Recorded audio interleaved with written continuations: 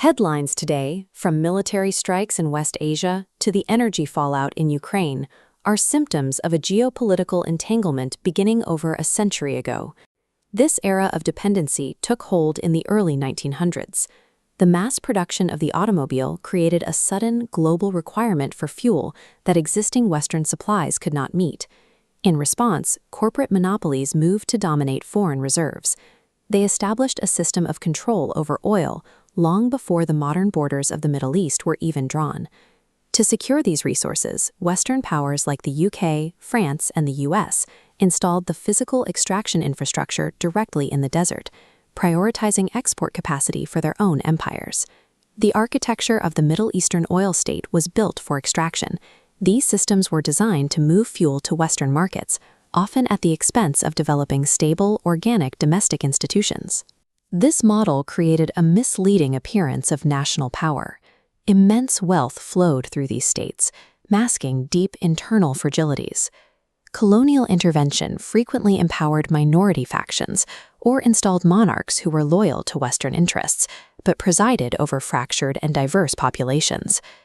The geography of oil, relying on fixed pipelines and maritime choke points, turned these artificially constructed states into the central gears of the global economy. Western powers assumed that their financial and military superiority could manage the sectarian tensions of the region while keeping the oil flowing. By the 1970s, producing nations realized that Western dependency was a vulnerability they could use as a geopolitical weapon. During the 1973 OPEC embargo, Arab states restricted supply to nations supporting Israel. In the US, prices tripled, and the economy stalled as fuel rationing became a daily reality. The 1979 Iranian Revolution caused a second shock. Production in Iran plummeted. Global supply fell by 4%, and the price of oil doubled again. In 1990, the struggle over pricing led to direct conflict when Iraq invaded Kuwait. The threat to global supply forced a US-led coalition to intervene militarily. The war left hundreds of Kuwaiti oil wells on fire, showing how easily the region's centralized energy infrastructure could be crippled by regional instability. The West concluded that economic diplomacy was no longer enough.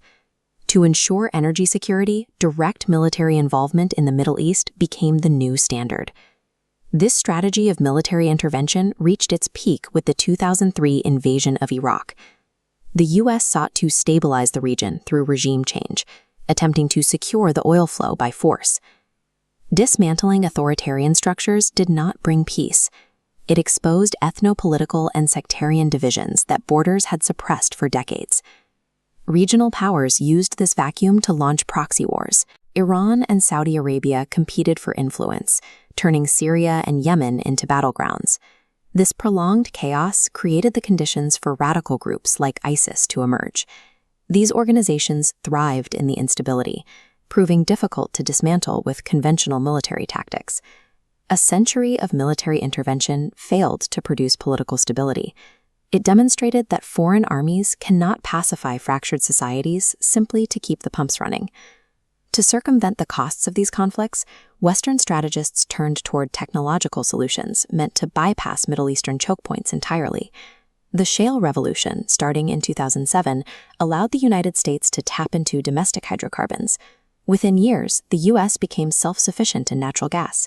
The shift toward liquefied natural gas, or LNG, was the next step. By shipping gas in tankers rather than through fixed pipelines, energy distribution became untethered from geography. The 2022 war in Ukraine finalized this pivot. When pipelines from Russia were sabotaged, Europe shifted to a global spot market of tankers, ending their reliance on fixed territorial routes.